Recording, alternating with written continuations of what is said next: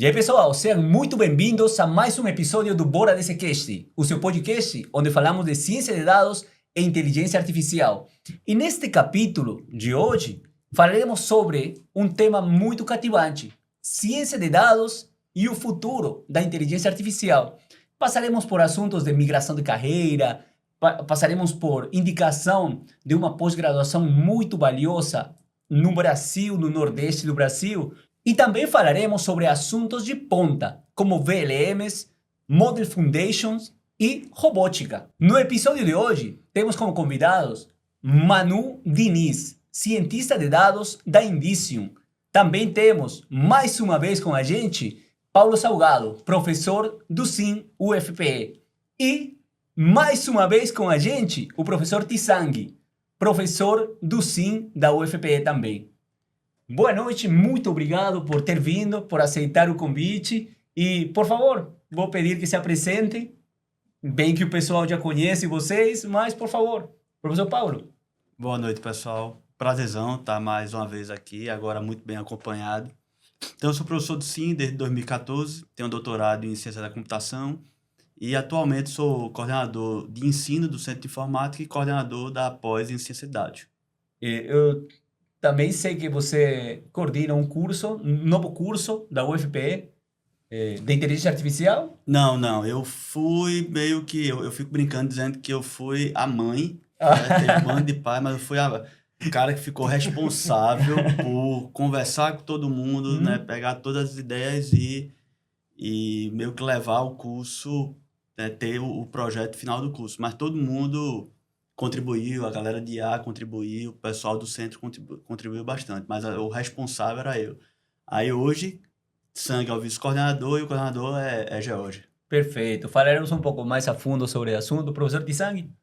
Bom, meu nome é Tissangi, né? Sou professor do SIM desde 2005, né? E trabalho nessa área, né? Visão computacional, IA de forma geral, né? É um prazer novamente estar aqui, prazer enorme. E hoje bem acompanhado, né? Muito bem acompanhado. Perfeito. E também temos a Manuela Diniz. Manuela. Oi, pessoal. É um prazer estar aqui hoje, ter sido convidada para o Bora DScast. Eu sou formada em engenharia mecânica e eu fiz minha transição de carreira e hoje eu atuo como cientista de dados. Opa! Um prazer novamente estar aqui com vocês. E acabei de escutar sobre migração de carreira. E é um assunto muito falado hoje em dia porque a ciência de dados veio com força, ficou com força, as empresas estão solicitando cada vez mais pessoal para cobrir aquele setor e muitos profissionais viram uma oportunidade na ciência de dados e estão vindo, não só pessoal que está como desenvolvedor, mas também pessoas que estão, psicólogos, inclusive temos psicólogos e todas as profissões, eles vêm com um background muito importante. Muitas pessoas dizem, por exemplo, olha, vou iniciar de zero. Não iniciar de zero, você sempre tem uma mochila já de conhecimento. É somente mudar a rota. E no teu caso, Manu, me conta um pouquinho mais como foi essa migração. Então, foi um pouco por aí. Eu comecei, né? Eu estudei na Federal, no curso de engenharia mecânica. E lá, desde o início, eu tentei realmente aproveitar ao máximo, assim, tudo que a universidade, ela dispõe pra gente. Então, eu já no primeiro ano, eu fui monitora. Depois, eu procurei os grupos de extensão que tem na faculdade. E aí, eu entrei no grupo de robótica, o Maracatronics. E lá foi uma vivência, assim, pra mim, espetacular, né? Eu tive a convivência lá de poder trabalhar em equipe. E também uma proximidade ali um pouco mais já com a tecnologia. Na época, por conta do meu background, né, em engenharia mecânica, eu atuava lá na parte dos robôs de combate, né, que é que você constrói, eles colocam ele no ringuezinho e eles têm que lutar até se destruir. É do projeto RoboSim, né? Não, esse é outro projeto. Não, esse é do departamento de engenharia. Mas eu sei também que o SIM tem, né, um departamento lá também que tem a sua própria equipe de robótica, acho que é o RoboSim. Mas lá a gente é mais pacífico. Os robôs jogam bola só. É nada, eles são campeões. Mas não bate ninguém. Jogam bola e tem também o dos drones. Lá a gente tem essa vertente, né, por conta dos cursos de mecânica e tem esse de combate. Aí, no caso, foi uma experiência muito bacana para mim. Ali eu já comecei, né, a ficar mais próximo de tecnologia. E no final do curso, entrando no mercado de trabalho, eu fui procurar estágio. Meu primeiro estágio foi numa empresa de qualidade. Então, lá eu tive contato com essa parte de, tipo, mapeamento de processos. Tive que começar também lá a fazer um estudo em relação à coleta de dados e análise de dados, com relação aos KPIs de defeito. E aí, isso me abriu portas, né, para a minha primeira vaga, de fato, no mercado, que foi na startup de tecnologia. Eles estavam em busca de alguém para trabalhar na área de, justamente, fazendo esse contato com o cliente, entendendo o negócio, mapear o processo do cliente e depois transformar isso, tipo, num backlog, nas features que o desenvolvedor ia ter que desenvolver na plataforma deles. Então, ali dentro, eu comecei a ter esse contato, né? E aprender todo esse universo de tecnologia. Então, no dia a dia, eu fui pegando lá, tipo, as terminologias, né, da TI.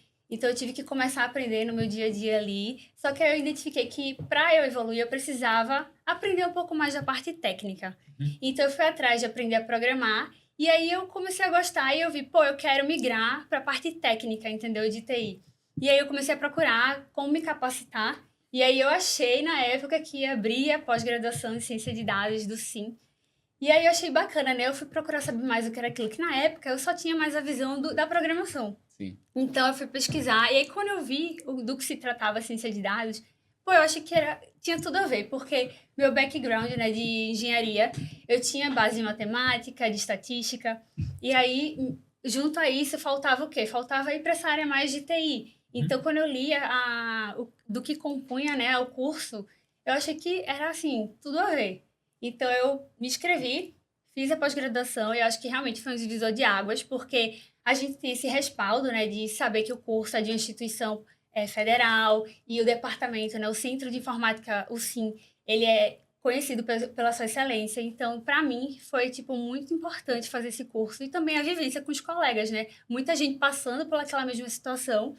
Inclusive, foi lá, né, que a gente se conheceu, Davi. Lá a gente se conheceu, sim, mas muito interessante esse processo, mas imagina, você está num emprego, você está com conhecimento que vai adquirindo, e esse conhecimento, você teve a oportunidade já de trasladá-lo na prática? Sim, então, com a pós-graduação, né, ele me abriu portas realmente e a partir daí eu consegui ingressar nessa área de ciência de dados. Então, hoje eu trabalho como cientista e eu realmente acredito que eu devo muito a essa base que eu tive no curso, porque foi uma base teórica sólida. Perfeito, Manu. Olha aí, que bom depoimento. Professor Paulo, vamos passar aqui rapidamente. Eu queria, bom, a gente conhece a qualidade do SIM e tal, mas especificamente esses programas de pós-graduação que acabaram de surgir há pouco tempo, não tem muito tempo isso, que servem para o aperfeiçoamento das capacidades do profissional que já é da área de TI, mas também tem ajudado muito nessa migração. Vocês levam em consideração, no momento do planejamento, levam em consideração que vai ter muita gente que vem querendo acolher o SIM, querendo ser acolhidos para fazer essa migração? Você pensou nisso ou foi algo que deram de cara no processo? Me conta um pouquinho sobre isso. Tá, como é que a gente começou? A gente começou, vamos fazer uma pós. Sim. O grupo de IA do SIM, que é o CEI, a gente sempre conversou, então tinha reuniões, e aí veio a ideia de fazer a pós-graduação. Então, o primeiro diferencial da pós de ciência de dados do SIM é que as disciplinas foram desenvolvidas por especialistas. Então, por exemplo, a disciplina de visão computacional, quem fez? Tsang. Tsang fez a disciplina de visão computacional e ele é o cara que trabalha com visão computacional. Eu fiz a disciplina de séries temporais, a disciplina de Deep Learning, um professor que trabalha quase que exclusivamente com Deep Learning. Então, o objetivo foi fazer o melhor possível do que a gente tinha em mãos, porque a gente tem gente de IA em diversas áreas. E aí, no começo do curso, tem aquelas disciplinas de programação, de matemática, o que é um diferencial, porque quando você se forma lá no curso de ciência de dados, você não só aperta botão e coloca pacote para funcionar. Tá? Então, a gente não quer isso. É realmente um cientista de dados que sabe todo o pipeline e tem uma base sólida de como os algoritmos funcionam. Então, nosso curso foi pautado em que sentido? Olha, a gente quer dar uma formação de excelência para as pessoas que já estão em computação. Primeiro primeiro nível de aluno, né? A outra seriam pessoas de engenharia, de cursos de exatas que querem fazer ciência de dados. Então, tem esse outro tipo de aluno. E tem um terceiro, que é o mais desafiador, que é a galera que está vindo de outra área. E nós temos algumas pessoas, né? Então, teve gente de biologia, educação física, tem gente de administração, tem a galera de economia, tem um pessoal de outras áreas que vieram também. E aí, na entrevista, que a gente faz a entrevista, sempre, olha, vai ser difícil, né? Mas o que a gente sempre pede é que a pessoa tenha uma inclinação, ou que queira, ou que goste de programar e de matemática. E que tenha isso na cabeça. Mas assim, a gente fez o curso preparado para esse tipo de aluno também. E deu certo. E está dando certo.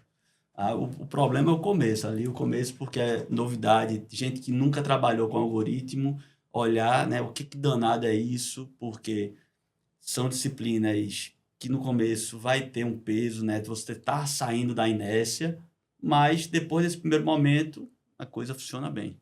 Perfeito. E você, professor de sangue, pensou no pessoal que vem de diferentes áreas?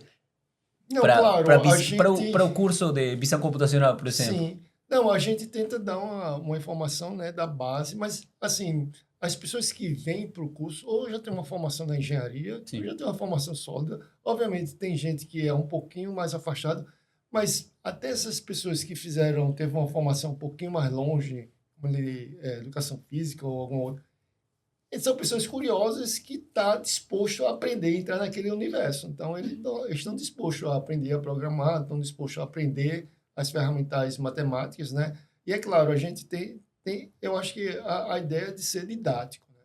Didático no sentido de dar uma informação desde a base, do começo da base, até ir incrementalmente construindo o conhecimento, né? E é claro, se a pessoa não tem uma base muito forte em alguns pontos, né?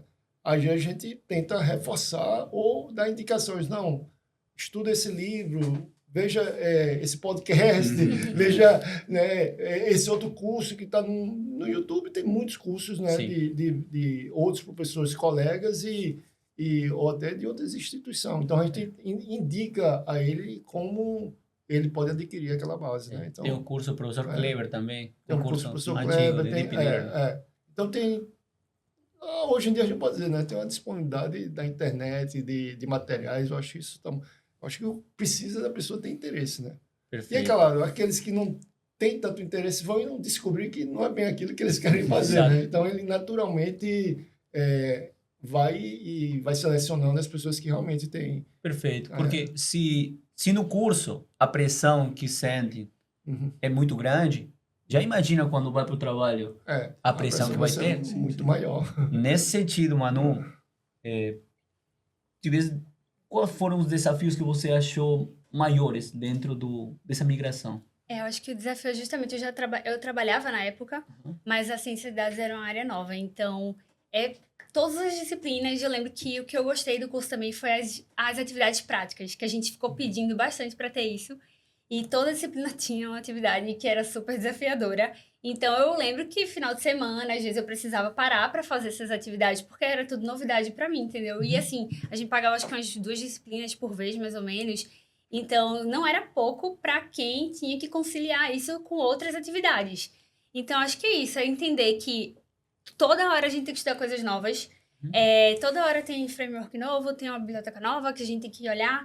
Então, a gente precisava estar tendo nessa disciplina e, interesse de se dedicar. Não adiantava só assistir a aula, realmente pegar e fazer qualquer coisa, mas a gente precisava realmente ir a fundo e aprender. Então, eu gostei muito dessa parte, mas não é todo mundo que realmente tem essa disposição, entendeu? Para, se dedicar e estudar. Então, eu acho que o desafio maior é esse, porque suporte, né? O suporte a gente tinha dos professores e eles orientavam. Eu acho que era mais a gente pegar o tempo livre para poder realmente se dedicar.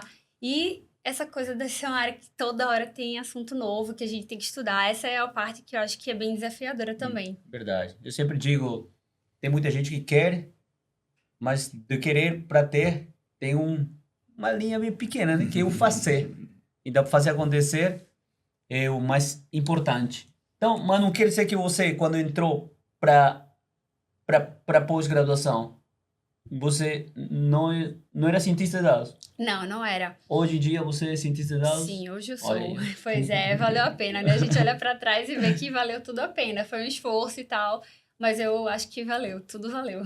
E, professor Paulo, você, dentro de todo esse processo, é a segunda temporada, né? Ele tá na É segunda a temporada. segunda temporada Então, da no Poli. finalzinho já. Uhum. A gente tá Tem terminando alguma o final. métrica de sucesso?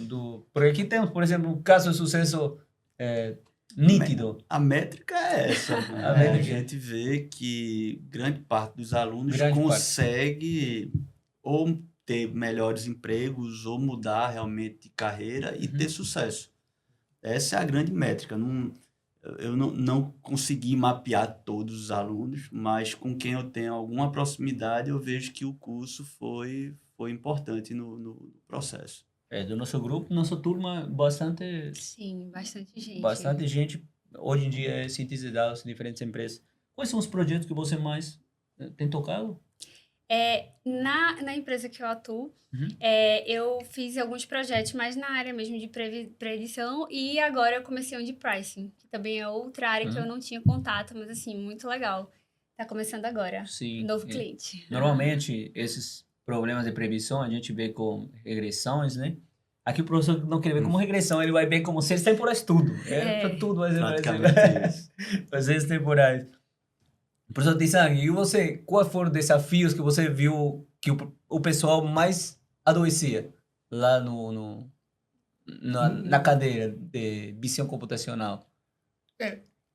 Porque em visão computacional, né, a gente usa arquiteturas muito particulares, né, que funcionam muito bem. Então, e tem alguns conceitos que vêm da matemática, né? Sim. Por exemplo, a rede que melhor performa, hoje em dia tem outra, nessa parte de visão, são redes convolucionais. Então, a própria ideia do que é uma convolução e filtros convolucionais, né, a ideia por trás.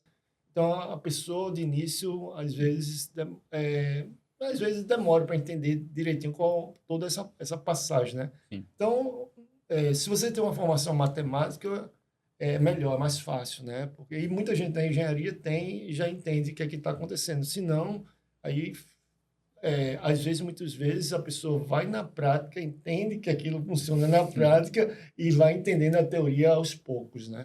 Mas nisso, né, eu diria que as redes convolucionais são bem particulares, né? Tem uma ideia matemática forte por trás, né? E aí, hoje em dia já está indo para essas redes de transformers, né? As Vision Transformers estão meio que tomando conta, né, também disso e hoje em dia combinando com esses modelos de linguagem também, né? Perfeito. Falando sobre o curso de inteligência artificial, que é um novo curso do SIM, ele vai ser... qual é mais ou menos a malha curricular, né? É assim? Grade curricular. Ele vai ser... Ele tem, assim, dois grandes pontos, né? Dois ou três, né? Mas a gente pode dizer dois, né?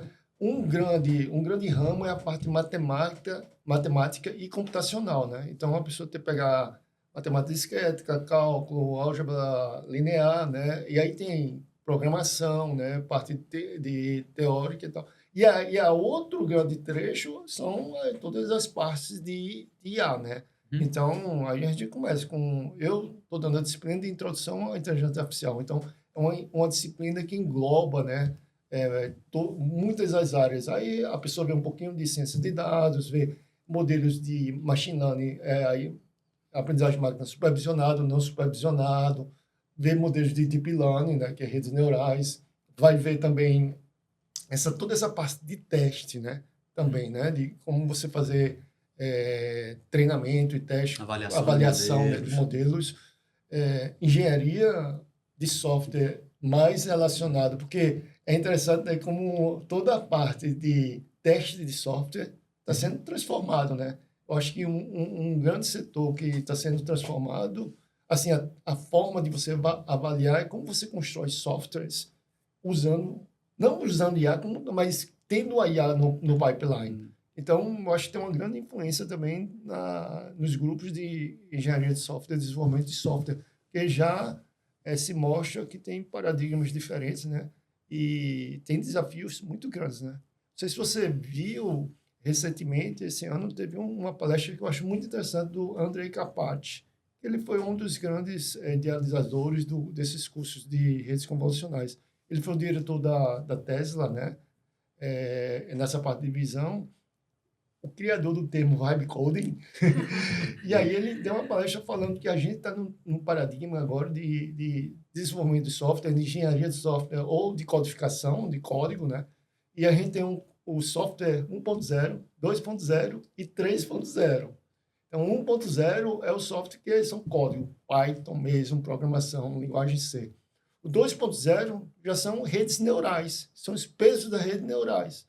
Então, na época que ele estava dentro do Tesla, né, o software, em parte, era visão computacional usando redes neurais, em parte, código mesmo. E aí, hoje em dia, a gente pode chamar que tem um software 3.0, que são o quê? LLMs. Uhum. E como é que você programa o LLM? São prompts. Então, é a linguagem natural. Né? No caso, ele falou, né, que é o inglês. Mas, na verdade, o software agora se compõe dessas três partes. Sim. E o desafio é muito maior. Né? Imagina enquanto você está desenvolvendo software com só código. Mas agora você tem código, tem redes neurais e tem LLM. Vai estar tudo junto. Então, temos um grande desafio. Não vai... Assim, aí, tudo bem. Você pode usar vibe coding, que é uma coisa à parte. São técnicas ali, eu acho que está muito cedo, né? Precisa de muita maturidade ali de como aquilo ali vai... Muito que a gente está falando ainda é muito especulativo, né? Será que daqui cedo, a 20 anos... E como é que vai estar toda essa área, né? Sim. E cada vez bem mais plataformas que conseguem orquestrar eles. Tudo isso, para juntar. Tem muitas plataformas. Falando sobre IA, Manu. Hoje o boom, né? Todo mundo está falando sobre inteligência artificial. Eu, como uma profissional que atua no mercado, eu também tenho interesse nessa área. Hoje eu atuo mais como cientista de dados, mas eu queria saber quais são as características principais de um profissional de inteligência artificial que a gente deveria buscar para estar se profissionalizando nessa área. Você fala de formação? Como profissional, para atuar na área. O que é que você enxerga, assim, que é o diferencial para uma pessoa atuar como um profissional de inteligência artificial? Veja, eu acho assim, de forma geral, o tema de inteligência artificial é muito, muito amplo, né? Então, assim, a gente vai formar, a gente tem um curso de graduação, né? Que eu acho que tem um desafio muito grande, né? Porque eles vão ter 4 anos, né? Para se formar. 4 anos e meio, o primeiro a turma já passou meio ano, que é 4 anos e meio. Como é que vai estar até o ambiente todo da IA? Onde é que vai estar evoluída a IA, né? Se a gente olhar para o passado, 4 anos atrás não existia ChatGPT, não existia LLMs, né? Então, daqui a 4 anos, como é que ele vai estar? Então, é um processo meio de previsão, é difícil a gente dizer completamente, mas o que você espera desse profissional? Vai ser um profissional que seja capaz de atuar em criação de modelos de IA, né? De entender o que a IA o que ela pode fazer, o que ela não pode fazer, o que ela deve fazer, o que ela não deve fazer, exatamente, né? Porque eu acho, por exemplo, eu vejo vários exemplos na empresa, né? Muitas empresas têm tarefas e muita gente está achando que IA já resolve tudo. Não resolve, tem muita limitação. E a gente está nesse meio aí. E muitas vezes a empresa chega para você e diz, não, a gente quer usar a IA para resolver isso. Mas não está bem definido. Você quer resolver o quê? E será que a IA é o melhor caminho? Né? Sim. Porque eu acho que muitos dos processos ainda estão sendo investigados, estão sendo estudados, se vai realmente produzir um resultado que é muito melhor do que fazer da forma clássica. Claro, a promessa é grande e tem muitas, vamos dizer, tarefas que não eram possíveis com anterior ao que a gente está chamando de IA. Uma delas que eu posso exemplificar claramente é o reconhecimento facial. Né? Antes não era possível sem a IA. Então, são esses tipos, né, de soluções que eu acho que vão fazer realmente o grande diferencial, né? Que não tinha uma outra forma de fazer. A IA tem que vir, né, amadurecer para poder resolver esse tipo de problema. Basicamente, que acho que nunca vai mudar, a base matemática. Não sei a base de programação, cada vez eu fico mais em dúvida, mas em algum momento você vai ter que programar. Então isso, creio que, pelo menos no curto, médio prazo, não vai mudar. Sim. A base matemática e a programação. E aí é o grande problema, porque a galera quer passar por cima disso. Então, o pessoal não entende matemática e quer mexer com IA. Assim, não tem nem noção dos conceitos matemáticos, quer mexer com IA. IA, pô, é álgebra linear. Sim. Tá? Tem cálculo, tem um bando de matemática discreta, tem um bando de coisa que é importante você entender IA. Você precisa saber estatística para avaliar um modelo de inteligência artificial. Então, o pessoal quer passar por cima disso.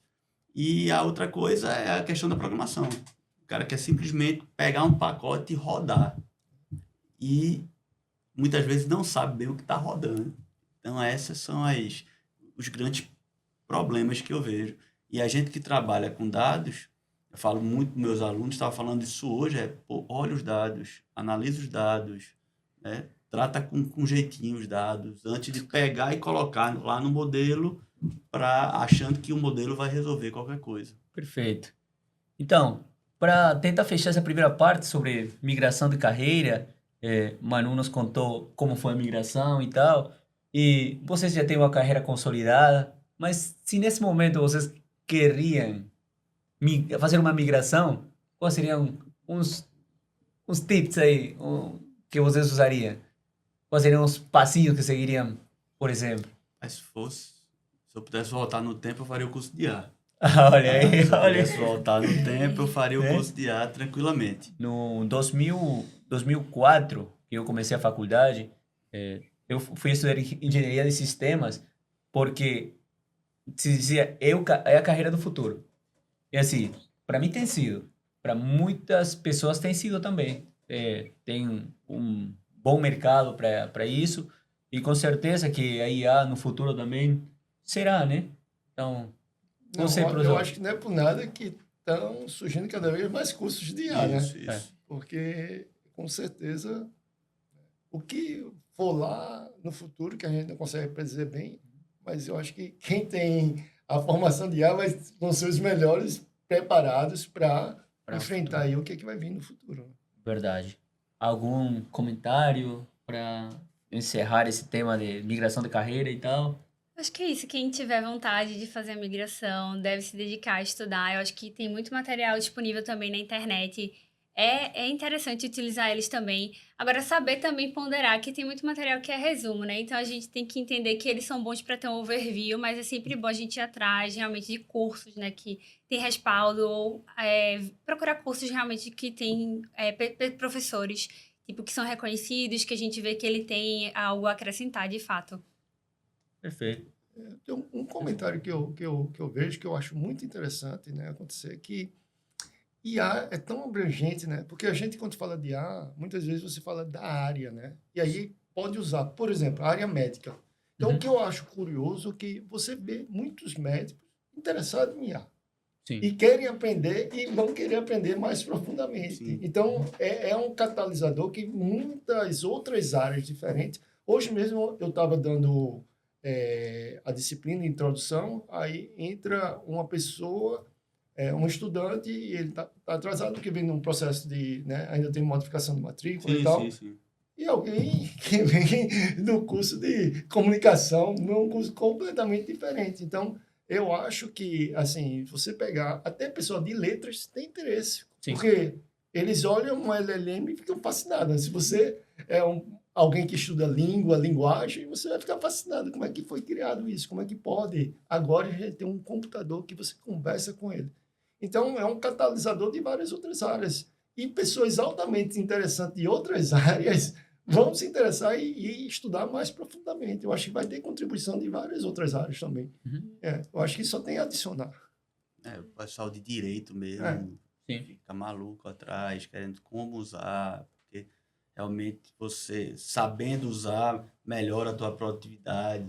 O pessoal de medicina, segunda-feira eu vou para uma banca de doutorado, lá na genética, porque o cara está defendendo lá, um aluno está defendendo uma tese que tem IA. Então, sim, é um negócio meio que parece que é infinito, assim, em todas Sim. as áreas. E justamente pegando esse gancho que o professor Tissang falou sobre profissionais diferentes diferentes formações, eles têm essa curiosidade por aprender inteligência artificial. Eu estava dando uma palestra sobre inteligência artificial no crédito, por exemplo, e tinha um pessoal do negócio. Eu perguntei, e você? Ah, sou analista de crédito e tal. Eu, querendo migrar? Não, só quero entender, porque queria entrar em um projeto com o pessoal de modelagem para eu dominar o projeto aí.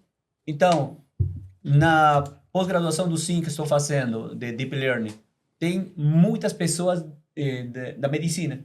E eles estão fazendo porque tem projetos também e eles querem fortalecer suas capacidades para liderar esses projetos. Porque se eu já sou médico e entendo como funciona visão computacional, por exemplo, eu vou poder pegar um projeto grande e trazer um pessoal técnico para trabalhar comigo. Vou encabeçar esses projetos, né? Então, muito importante isso. Muito importante ir para as capacitações, o ensino formal, por exemplo, das universidades. Tem muita gente que fala por aí que já não é preciso ir para a universidade, mas bom. Algum encerramento no assunto? Não, acho que tá de bom Sim. tamanho. Mas dá para falar aqui, tá? Mais umas 2 horas sobre, Beleza. mas eu acho que o recado é esse, é você parar, estudar e saber onde você quer chegar. Falando agora sobre as áreas mais importantes, mais relevantes da IA atualmente, quer dar uma contribuição? Sim, eu vou falar da minha área, né, que é previsão. Mas é porque de uma hora para outra todo mundo quer fazer previsão. Sim. Tá? De uma hora para outra todo mundo quer... Todo mundo quer utilizar o Prophet, colocar os dados para lá e ver o que sai. E ver o que sai. É. Acontece muito, mas de uma hora para... Pronto, hoje, atualmente eu sou cientista, eu tenho um projeto com a CEPLAG, Secretaria de Planejamento do Estado de Pernambuco. Sim. A maior parte dos problemas que ele tem envolve previsão do série temporal. Previsão do PIB, previsão de arrecadação. Então, de uma hora para outra, está todo mundo querendo fazer previsão. O problema é que a galera muitas vezes acha que você vai acertar sempre, né? Não entende que Sim. é uma estimativa que vai te ajudar a tomar uma decisão. Mas eu acho que se tornou uma área quente nos últimos anos. E o negócio sempre vai acabar assumindo algum risco. Claro. Né? O cara famosão aí de séries temporais que ou é o Box ou é o Jenks, ele diz, olha, todos os modelos estão errados, mas alguns são Menos úteis. errado. Alguns são úteis, São né? úteis. Mas o modelo está errado, porque o modelo não é o real. Mas você acha que essa tendência é por causa das ferramentas de IA que facilita, né, a predição, ou é porque a gente tem muitas ferramentas agora e pode taxar facilmente e rapidamente? Boa pergunta. Eu acho que a questão da IA, ela trouxe isso, porque parece que a IA tem um superpoder. Então o cara começa a mexer em IA. E agora com o LLM é mais ainda. Então acha que pode fazer tudo. Bom para mim, né, para a galera que trabalha com previsão, é que a LLM, para previsão do série temporal, ela não tem agregado tanto assim. A gente está tentando fazer alguma coisa, mas não tem aumentado.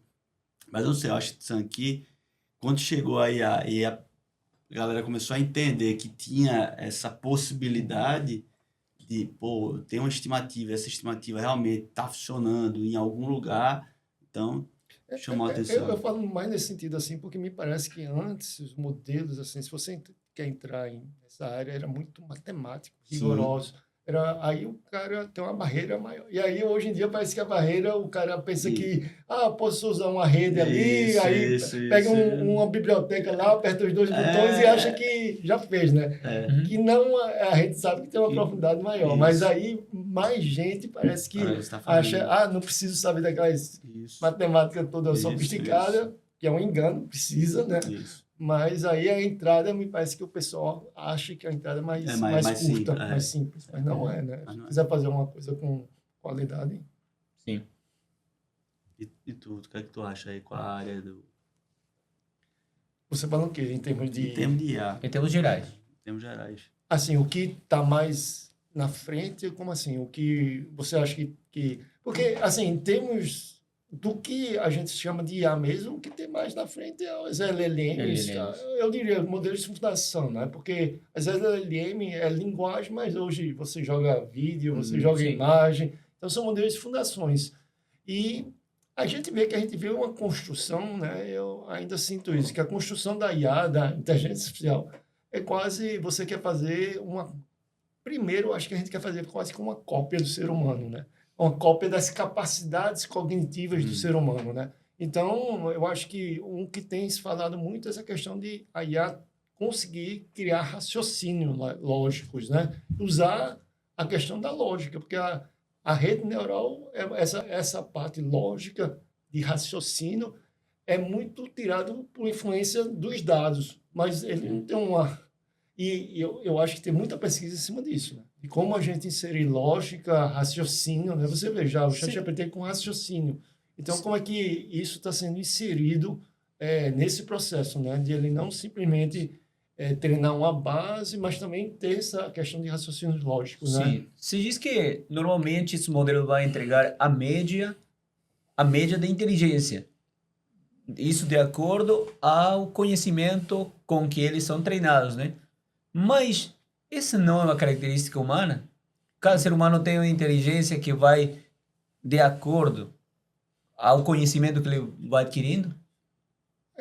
Assim, bom, eu tenho que entender um pouco melhor o que significa essa média da inteligência, né? Porque a gente já tem modelos, né, que são muito bons, né, que eles são treinados, por exemplo, tem modelos hoje em dia que, se você pegar a prova do Enem ou de Olimpíadas de Matemática, ele faz muito bem e consegue fazer melhor que seres humanos, né? Então, não é simplesmente uma questão de ele vai pegar a média ou ele não sabe resolver problemas que não está em nenhuma base. Ele consegue. Então, é generativa e ele consegue desvendar coisas ali de problemas de Olimpíadas de Matemática dificílimos, né? E ele consegue fazer, né? Então, assim, vai além, né? Não é uma coisa... Agora, é claro, tem algumas limitações, né? Então, isso está... A gente não está, vamos dizer, ainda... Qualquer métrica que você queira usar, a gente não está no AGI ainda, né? Artificial General Intelligence, né? Que é uma inteligência, assim... Eu acho que um exercício aí, eu já vi falar, seria... Vamos dar um conhecimento, né? Da mecânica newtoniana toda. Bora ver se ele vem com a mecânica relativista. Sim. Aí seria... Ele dá uma de Einstein e, olha, tem isso aqui. Aí esse, sim, seria um grande breakthrough, né? A IA conseguir fazer coisa a esse nível, né? Eu queria explorar um pouquinho sobre as barreiras que temos ainda sobre estes modelos, identificar contextos. Porque normalmente tínhamos visão computacional, por exemplo, uma imagem. Já não é mais sobre classificar imagens. Agora estamos falando de imagens, vídeos, textos. E tudo isso tem que ser direcionado com contexto. Em que situação estou e tal. Quais são técnicas, por exemplo, que fortalecem isso? O que está sendo estudado são esses modelos, né, que têm todos esses dados diferentes, né, que criam embeddings, né, e esses embeddings entendem que tem parte é uma relação de texto e uma parte em relação de imagem.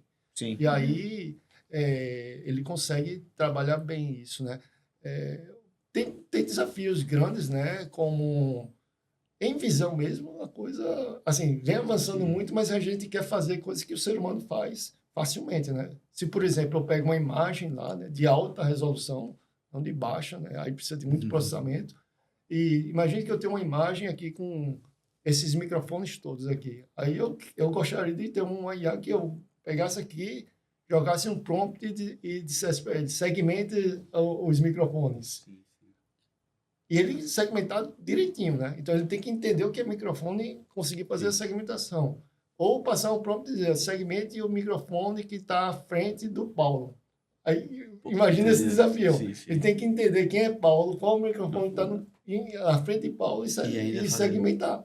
Que eu saiba, não está fazendo isso, ainda não faz isso, né? Então, tem desafios e as pessoas estão evoluindo nisso, né? Estão evoluindo. Tem vários desafios interessantes. Aquilo, né? A gente consegue fazer certas tarefas que ainda não está lá. né? Mas o pessoal vai construindo, né? Cada vez vai construindo coisa nova. Toda essa parte, né, de não ser treinado puramente por dados, né? Self-supervised, e aí vai. Esses modelos aí que... né? Tem até aquele exemplo, né, que é bem interessante ali. Se você pedir uma IA, você vai lá no ChatGPT, né, ou uma dessa, você pede, gere uma imagem de um relógio analógico apontando 2,5, 3,5. Se você fizer esse teste, né, muitas vezes ele faz 10 para as 10. Nossa. Por quê? Porque a maioria das imagens na internet não tem. Então, o que prova? Que ele não tem um raciocínio do que é uma imagem, do que as horas e tal. Que Então, tem essa ali. parte de raciocínio ainda não está ali, ainda não está. E as pessoas têm ciência disso, né? Estão treinando modelos e criando paradigmas que consigam resolver isso. Se é só por dados, Sim, acho ou que é não, né? questão de É a paradigma questão de também. raciocínio, porque a gente faz raciocínio, a gente entende essa questão de raciocínio. E esse desafio vai ser mais interessante ainda com a robótica, né? Que você vai a gente vai chegar aí. A gente vai chegar aí. Eu vou passar a bola para você. Mas falando sobre contexto também, contexto é uma coisa que pega muito e pesado em séries temporais. Sim. Inclusive, quando temos essa mudança de conceito, de contexto, um pouquinho sobre esse assunto. Aí mudança de conceito, mudança de contexto é um desafio gigantesco. Tá? Primeiro, para você detectar que um conceito está mudando ali. Então, tem técnicas que são construídas só para isso. Né? Você tem então, a técnica ativa e a técnica passiva. O que é o ativo? É ele tentar prever que está tendo uma mudança de conceito. E a passiva é ele haver uma mudança de conceito e ele entender que houve, e aí tem um retreinamento do modelo.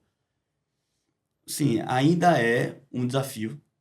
Né? Eu tive alunos de doutorado que fizeram o doutorado exclusivamente nisso, mas ainda é um desafio. A gente não tem um grande modelo que resolve, até porque a gente tem diferentes tipos de mudança de conceito. Não é só aquela, tá vindo aqui, vem para cá. Não, você pode ter vários tipos de mudança.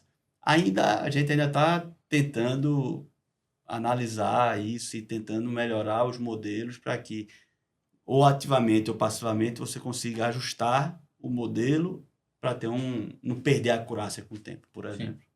As LLMs podem ser um grande de apoio. Se você tem esse contexto dentro do processo, sim. Então, muitas vezes, a gente precisa utilizar variáveis exógenas.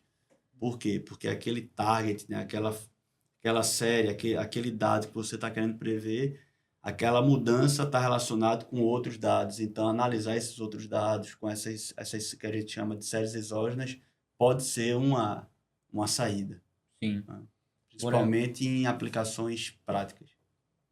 Agora, eu tinha mais uma pergunta, mas vou dar um gancho aqui com uma pergunta que tem Manu. Eu queria falar também sobre os desafios ou barreiras que vocês percebem de a IA para que IA falando em vista computacional, por exemplo, e também em séries temporais, para que essas áreas consigam sair, dar o salto, mais que tudo sair dos laboratórios e irem para as empresas. Porque, por exemplo, nós, nas empresas que trabalhamos normalmente, as empresas do Brasil, temos muito machine learning aplicado e temos pouco essas tecnologias de ponta, por exemplo. Inclusive, deep learning tem pouco a ser aplicado. Aí, Manu, tem uma interrogante a fazer também aqui. Eu já vi muitos trabalhos aí sendo divulgados que utilizam, né, tipo imagem e a parte textual nesses modelos multimodais, principalmente na área da saúde. E aí eu fico pensando, como é que o senhor enxerga, tipo, o futuro? O que é que ele vai trazer de melhoria na área da saúde, quando a gente pode juntar, de repente, essas imagens, por exemplo, de ressonância, de tumores, e juntar com o histórico do paciente? E aí, que resultado, que desafios você enxerga nessa parte? A gente já tem isso sendo aplicado de verdade, assim? Já tá. Esse que é o, assim, vamos dizer, o estado da arte do que o pessoal está tentando fazer, é exatamente isso, né? Você pega uma imagem, raio-x do tórax, pega o laudo do médico, treina tudo aquilo ali, e aí depois, com o tempo, a IA consegue lá dar laudos com acurácia também, né? Aí, claro, tem suas limitações. Um grande problema nessa área médica é a limitação dos dados, né? Os dados não estão preparados, né, para o consumo da IA. Então, tem isso. E também, assim, não está bem, não tem um banco de dados que tem um dado gigantesco, cada hospital tem um, tá? Então é a coisa mais tem a transformação digital ainda, então, e também tem uma grande problemática de compartilhar os dados, né? E privacidade, e aí vai, né? Então não é só uma questão, vamos dizer, técnica, é uma questão até de política mesmo, né? De você ter acesso a todos esses dados. E você tem que também imaginar que muitos desses modelos precisam de muitos dados para você ter um bom resultado. E aí tem algumas doenças raras ou doenças que não têm muitos dados, naturalmente já não tem. E uma área que, assim, uma questão também que a gente vê claramente é que, olha, reconhecer gato e cachorro, qualquer um reconhece. Então você não precisa de grandes especialistas, né? E a gente já vê que agora, reconhecer se tem um tumor de câncer ou não, você vai precisar de um médico especialista. E ali, até entre os médicos especialistas, às vezes não tem consenso, né? Acho que não vai ter muita briga se isso aqui é um gato ou se é um cachorro. Então, esses dados estão disponíveis para uma grande quantidade.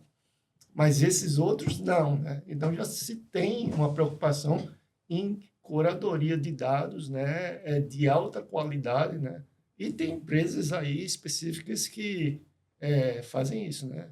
Eu não sei se eu já recebi convite ali do LinkedIn, né? Porque você tem um conhecimento matemático e tal, e o cara precisa de matemáticos ou físicos para gerar esses dados, que não tem. Então, como é que você vai obter? Você vai ter que pagar alguém, e aí cada vez mais biólogos, porque são dados muito mais... Não é qualquer um que pode fazer a rotulação. Mas, com certeza... toda a parte de visão, de tal, está sendo integrado com a parte de linguagem, né? Porque você associa mais dados, né? Multimodal, mais informação. E é como nós funcionamos. E falando sobre o lance de como você enxerga agora essa integração entre VLMs, modelo de fundação e robótica.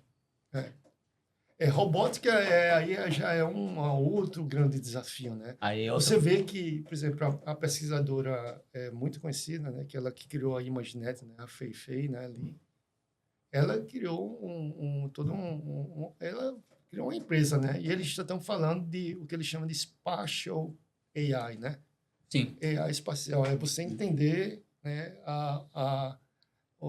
esse conceito do espaço, né? Aí tem até a tirada, né? Fazer carro autônomo, que a gente... Acho que o pessoal já está quase desistindo de ser totalmente autônomo, já é complicado. E veja que carro autônomo só precisa fazer uma coisa, não bater, né? Não bater. Sim. Se você pensar em robótica não, tem que saber interagir, quer dizer, você tem que saber controlar as coisas. Então, é só, vamos dizer, tem que ter contato. O outro é evitar contato, e esse é como você lidar com contatos. Então, o desafio é fenomenal, é muito maior. E aí tem vários modelos para isso, é muito utilizado a aprendizagem por reforço, então essa integração. E ali é que, assim, no ambiente mais humano, ou não, você pode fazer robô animais, ou imaginar ali, né? Então, acho que vai ter um outro grande avanço aí, porque vai precisar de novas... E tem a questão da arquitetura também. Vai precisar e de vários outros sensores, né? Então, vai precisar de mais hardware, vai precisar de mais tudo. Aí outro grande desafio. E tem pessoas que acham, né, que esse que vai impulsionar mais a IA no conceito mais elevado aí de chegar... Porque se você pegar o Lecun mesmo, ele acha que esses modelos LLM e tal, não vai chegar a uma AGI, uma inteligência ali. Você vai precisar extrapolar ainda mais. Nessa integração, eu vejo que, como comentávamos há um momento atrás, a percepção era que tratava primeiro de uma visão analítica, né? Agora já passa a ser uma ação autônoma. O robô, ele tem que perceber o ambiente, o espaço e agir. Então, esses modelos realmente vêm bem com um diferencial grande? Ou as limitações ainda são maiores? Não, as limitações são maiores, mas como é que eles estão treinando esses robôs, né? São pessoas que estão atuando, né, remotamente. Então, tem alguém que remotamente faz o robô dobrar a roupa. Então, aí ele captura todos esses dados, com esses dados capturados, vão e ensinam um modelo. Aí tem uma combinação de coisas ali dentro, né? LLMs, muito complexo. visão computacional, aprendizagem por reforço, tem uma combinação de modelos diferentes, né? Eu acho que o que vai combinar, como a gente, por exemplo, se você pegar o carro autônomo, seria o primeiro robô, né? No final das contas, é um robô. Sim. E é um desafio que não foi solucionado ainda, né? Tem gente que acha que a gente precisa de um outro grande breakthrough, né? Para poder chegar ao que a gente quer, que é muito próximo da autonomia completa, né? Sim. Professor Paulo, você tem pensado sobre o futuro da IA? Tem pensado em algum ambiente específico? Tipo, saúde, educação? Ou você tem pensado como a sua área de seres temporais vai impactar em alguma dessas?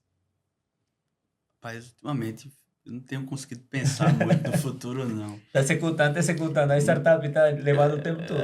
Mas assim, porque, como o Tsang já falou, em 4, 5 anos mudou tanto Uhum. que eu não consigo pensar em 4, 5 anos na frente o que pode acontecer. Sim. Então, eu fico muito na minha área, né? Então, agora com as coordenações e tudo, mas eu fico imaginando, daqui a 4, 5 anos, um curso de IA, o que é que vai precisar, o que é que a gente vai precisar ajustar para ter nele. E eu não tenho muitas respostas, porque as coisas estão mudando tão rápido. Mas eu acho que ele, como um curso, os fundamentos estão lá, né? Estão lá. E aí o que precisar, você coloca nas Nas eletivas, eletivas. né? Nas eletivas. Por exemplo, agente de A é um curso para uma boa eletiva, né? Sim. Não é algo, vamos dizer, de base fundamental, né? Então, eu acho que minha previsão é que não vai mudar tanto. Aí a gente tem uma caixa grande de eletivas que você vai adicionando ali. Sim. né? E foram chegando várias tecnologias no tempo e a base é matemática, né? Não, sim, isso A aí base é sim. matemática e também para você se adaptar, uma coisa que tem que entender muito é sobre o negócio. Você conhecendo o negócio, aí com alguém da parte técnica, vem, te orienta e vê em que parte do processo você pode aplicar. Sim. Porque tem muito... eu vou falar um pouquinho sobre o futuro do trabalho. Por quê? Acontece muito layoffs. E esses layoffs que acontecem, eu tenho uma teoria sobre isso. Se juntam um monte de gerentes em uma mesa, reunião, e diz, velho, estamos utilizando IA aí para tudo, tá dando conta de tudo. Aí o CEO da empresa volta para sua empresa, faz junta diretiva e diz, velho, precisamos usar IA para tudo. Aí chama outro pessoal encarregado da área de TI e diz, do setor de TI, e diz, precisamos, que precisamos? Onde podemos aplicar IA? Aí o cara diz, não, me procura onde podemos aplicar IA agora. Aí o cara vai e faz uma lista de 10 projetos onde pode aplicar IA. O que precisamos para isso? 2 pessoas, pelo menos, em cada um dos projetos. Ou 3. Aí chama, do nada. Apareceram 30 pessoas mais no trabalho, na empresa e começa a trabalhar. Só que o pessoal já vai pedindo resultados. Sim. 2, 3 meses, eles já estão pedindo resultado. E aí, a pessoa do negócio? Ou não sei em que parte vocês estão, o que estão fazendo? E em 3 meses, 6 meses é muito tempo. É muito pouco tempo de maturação para um projeto realmente de IA. E é pouco tempo para o retorno que o negócio espera. E aí, vem os layoffs. Sim. É o que eu humildemente, e no que tenho visto, né, acontece. Aí vocês... É porque o pessoal pensa que é mágica, né? Esse é o grande problema, né? Quem está completamente fora acha que é mágica ou acha que fazer prompt é fazer IA. Então, esses dois mundos estão atualmente no eterno conflito, porque as pessoas não entendem o que estão acontecendo ali. E isso é um problema que eu vejo nos projetos corriqueiramente. Problema quando a gente vai conversar com pessoas de outras áreas, sobre algum curso de IA, alguma coisa. Não, pô, às vezes a galera quer fazer engenharia de prompt. Engenharia de prompt não é IA. Uhum. E esse é o problema. Justamente porque tem muita gente que não tem a noção do que é, a noção mínima do que é IA. Porque pensa que é mágica. Pensa que coloca lá e vai. Eu vejo que o grande problema também é que eu acho que todo mundo sabe que IA vai ser necessário, né? Então, as empresas já sabem, opa, sobrevivência da minha empresa, vou precisar de IA, né? E aí, eu acho que essas empresas precisam de alguém que tem uma especialidade em IA. Isso. Porque o pessoal, o Andrew Dean já advogou, precisa de um Caio, né? Que é o Chief AI Officer. Não vai ser o que a gente tem, normalmente, é o Chief Technological Officer. Esse cara não é, assim, especialista em IA. Então, tem que trazer alguém que tenha um embasamento, conhecimento um pouquinho maior. E aí tem que ser uma pessoa que entenda do business da empresa, para poder fazer essa transformação. A gente não teve um grande problema. Transformação digital já foi um grande problema. Imagina a transformação de uma empresa para usos de ferramentas de IA. E entender direitinho o que vai, né? O que vai dar certo, o que não pode dar certo, o que não, e o que pode não dar certo, que é ainda uma aposta. Então, tem muita coisa que é aposta. E Ou até o que não faz sentido. O que não faz sentido usar, porque você pode usar computação normal, não precisa usar IA para isso. Acaba criando muita frustração também quando você vai para um projeto e você acaba percebendo que dos dados, você somete um teste estatístico, aí os dados não são significativos. Isso. E você conclui com isso. Você conclui que não são significativos para fazer um modelo, para tentar fazer uma generalização. E você disse esse retorno, mas você também sabe que não pode dar esse retorno porque o gerente espera que você faça um modelo. Sim. Mas o que eu vejo também é que muitas vezes uma empresa pega e ele quer fazer uma transformação muito grande de uma vez só. Ele pega uma empresa que faz, sei lá, e-commerce. Vamos transformar tudo e usar IA em tudo. Não, eu diria, começa pequeno. Vamos fazer especificação primeiro, usando alguma coisa de IA. Depois a gente faz busca, faz recomendação. Aí você vai integrando. Mas o cara não tem nada de IA, agora quer transformar a empresa, fazer uma IA que faz tudo. Não é uma única IA. Se você está fazendo recomendação, é uma coisa. Se você está fazendo predição de estoque, é outra. Então, a pessoa... Aí... Ficou um pacote IA e pensa que é uma coisa só que vai fazer tudo integrado, tudo de uma vez. Não existe esse produto ainda, até onde eu sei. Então, isso vai ser criado, né? E você, Manu, eu tenho visto que você faz muitas atividades além do trabalho. Inclusive, estava de mentora, acho que estava, no início, no programa no início. Isso, eu participei também da produção de um curso, onde eu dou um módulo que fala sobre processamento de linguagem natural. Olha aí. Massa. Com relação a essa questão da IA no futuro, eu acho assim, como usuária, por exemplo, eu acho excepcional. Eu acho que realmente ela facilita muito o meu dia a dia, principalmente tarefas que são às vezes chatas. E eu acho que o pessoal está percebendo isso, o pessoal está indo atrás de aprender a usar. Até essa questão mesmo do ChatGPT, aprender a construir prompts melhores, entendeu? Para poder ter as respostas ali mais coerentes. Agora, com relação a essa questão de aplicação, de fato, né? Eu acho que tem muito disso. O pessoal acha, às vezes, que é, como o professor Paulo falou, né? Que é mágica. E aí, quer que tenha IA de qualquer jeito, em algum projeto. E, às vezes, algo mais simples soluciona, né? E já entrega valor.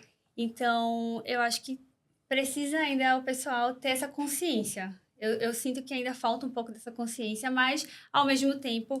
Eu acho importante, sim, a gente ir atrás e aprender e estudar, né? Essa parte de AI, que eu acho que quem não souber o mínimo vai ficar para trás. Tanto que vocês já mencionaram que estão observando que está vindo muita gente de outros cursos, né? Até da área da medicina, indo atrás, procurando se capacitar para entender como funciona. Verdade.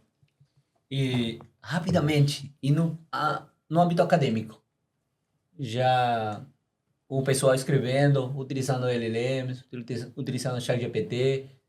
Vocês já tem qual a sugerência ou sugestão? Qual a sugestão de vocês com os alunos?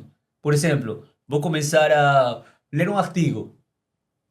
É bem mais fácil, convenhamos que é bem mais fácil colocar um artigo, botar a um notebook ML, por exemplo, e que ele me dê um resumo, ou vocês sugerem, não, vai na raça, vai ler porque você precisa ser um investigador, um pesquisador e vai aprender aí.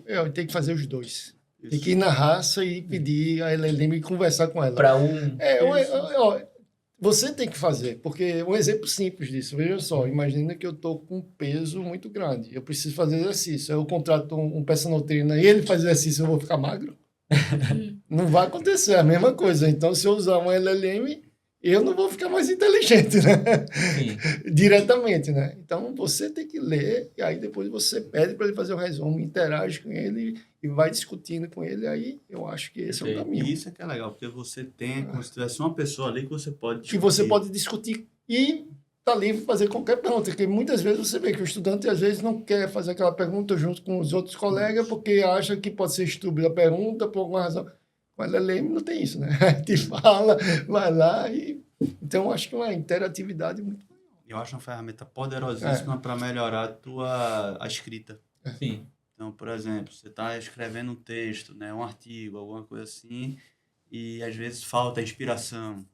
Então, eu mesmo faço. Eu chego lá no ChatGPT e digo, olha, emule que você é Lecun, Bendio e Hinton. O que é que você acha desse texto? Aí a gente começa a debater o texto e diz, olha, eu acho que tá ruim por causa disso, tá bom por causa disso. E claro, eu não vou pegar um Ctrl-C, Ctrl-V, mas assim, como se eu tivesse mais 3 pessoas lá me ajudando. Um sinônimo, uma construção de frase, isso é bacana. Aí eu vou aprendendo. Sim. Entendeu? Eu acho que não delegue tudo, né? Não delegue tudo. Porque se você delega tudo, é o que você falou. O cara vai delegar tudo, não aprende nada, e você acha que está fazendo alguma coisa. No final das contas, vão ter esses 2 grupos. A galera que sabe usar e que consegue aprender mais rápido, bem, e vai ter uma galera que não vai aprender nada. Né? Já tiveram até testes aí, análises de construção de texto. Então, uma pessoa construir um texto sozinho, uma pessoa construir com o ChatGPT, e aí no final viram que a pessoa que constrói um texto sozinha, ela lembrava do texto. Quem constrói só com o ChatGPT pode esquecer. Então, isso no longo prazo vai fazer uma diferença. Eu acho que isso é óbvio, né, Heitor? Existe a calculadora, mas a gente ainda precisa aprender a somar, diminuir e multiplicar, né? Nem que tenha a calculadora que fazer por você, mas você ainda aprende isso. Né? Verdade. Eu utilizaria bastante por exemplo, eu vou fazer uma apresentação para levantar objeções, possíveis objeções que iriam vir. Para me orientar também, seria interessante. Agora, vamos tentar vou passar se cada um de vocês, se você tem pode compartilhar o que você quiser compartilhar, uma visão do futuro, alguma anotação que faltou dar dentro do episódio. Eu acho uma muito importante. Sim. Que duas questões, né? Uma questão primordial é segurança. Porque esses modelos, né? Por exemplo, se você dá prompt, você cria ele, um agente, por exemplo, a gente não está falando de uma coisa totalmente determinística. Né?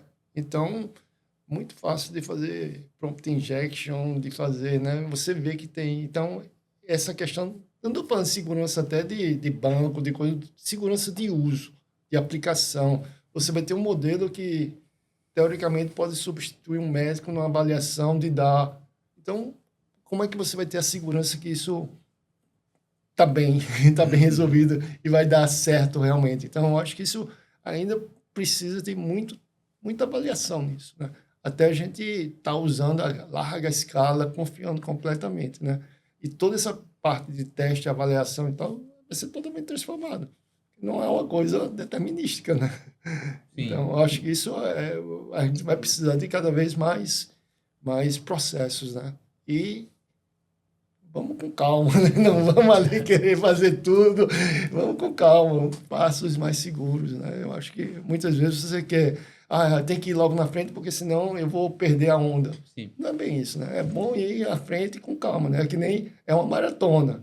Tu correr muito rápido, tu vai o cara, né? Então, acho que é uma maratona que a gente não sabe muito bem o que vem na frente. Né? E a seus estudantes, a seus orientandos, eu sei muito bem que não tem bala de prata, mas se você poderia dizer, cara, estuda esse assunto, que esse é o que vem, qual assunto você daria como sugestão? Qualquer estudante estuda a base. A base fundamental. Estuda álgebra linear, estuda cálculo.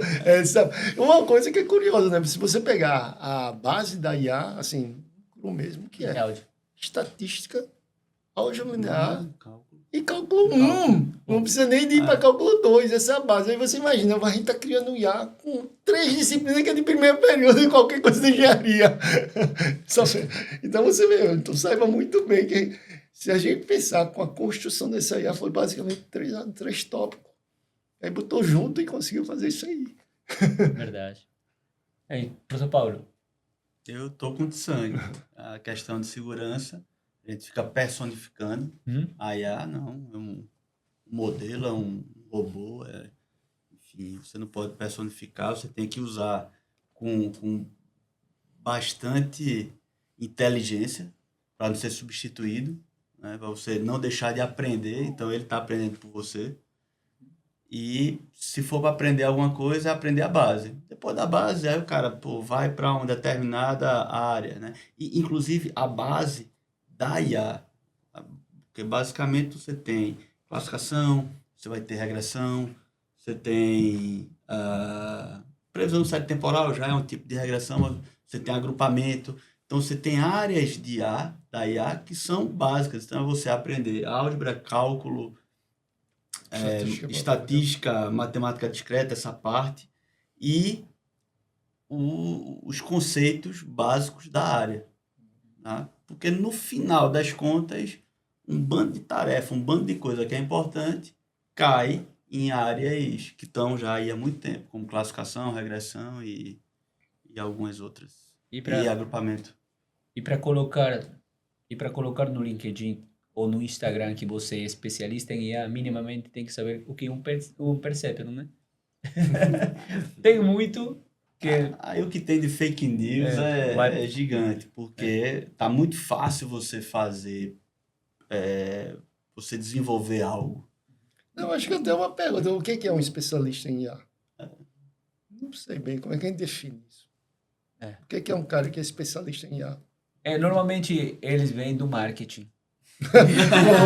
Normalmente eles vêm do marketing. Você, Manu? Poxa, esse foi uma aula pra mim, né? Na verdade, eu aprendi muito mais aqui hoje. Com certeza. E tô até bem feliz de saber que eu já tenho as 3 matérias que são pré-requisitos, né? Pra área de IA, né? E ainda mais, né, na federal, que eu já paguei as 3. Sim. Mas acho que é isso mesmo. Acho que eu tenho que me atentar, talvez, mais à base, né? Como os professores falaram. E unir isso a aprender a usar essas novas tecnologias, porque no final do dia, né, para construir o que o pessoal hoje está falando muito, os agentes e tal, tem que aprender a usar essas ferramentas, né, que auxiliam bastante, que o mercado está lançando aí. E eu acho que com isso a gente consegue, né, tipo, ir para essa área de AI. Perfeito. Alguma cotação? Nenhuma? Satisfeitos? Algum adicional a falar? Veja, teoria de IA não tem, mas está sendo trabalhado. Aí isso precisa de uma matemática mais sofisticada e tal. Mas, assim, isso está sendo trabalhado, tem muitos grupos, matemático, físico, e todo o pessoal está ali tentando entender e explicar melhor o que está acontecendo. Então, não é só aplicação e tal, não existe um desenvolvimento científico ao longo disso. Se tem uma área que a IA vai contribuir muito mais do que simplesmente ChatGPT, fazer recomendação, é a transformação da ciência. Um exemplo disso é o AlphaFold, né? Que conseguiu resolver problemas que a gente não sabia como é que ele faz a conformação da proteína. O Denis Ali ganhou o Nobel da Química, né? Então, eu acho que esses são áreas muito mais impactantes a longo prazo, que vai transformar a possível cura de um câncer e esse tipo de coisa vai ser com auxílio de ferramentas de IA. Eu acho. Né? Sim, então... E esses conceitos, conceitos também muito na prática. A gente tem mais uma faculdade, não, um curso, né, de inteligência artificial no SIM agora. Quiser falar um minutinho sobre? Convidar o pessoal? Vamos lá, tá? A gente tá achando que vai ser uma das maiores notas do Enem. Não teve Enem para o curso de IA, porque ele foi feito em 9 meses, mas saiu depois do Enem. Então, teve uma seleção especial para o pessoal de IA de 2025.